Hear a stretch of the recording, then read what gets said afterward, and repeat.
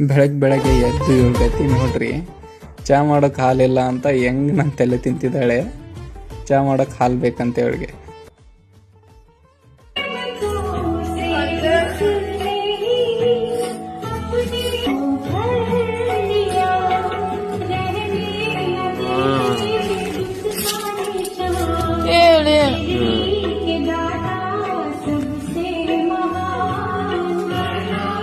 ಎಲ್ರು ಲೈಫ್ ಹಿಂಗೆ ಇರ್ಬೇಕಂತ ಎಷ್ಟು ಆಸೆ ಇರುತ್ತೆ.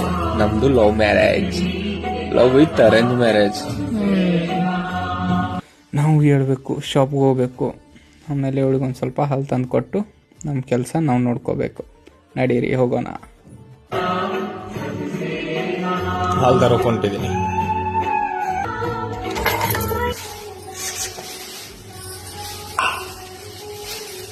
ಬಾಯ್ ಬಾಯ್, ಟಾಟಾ.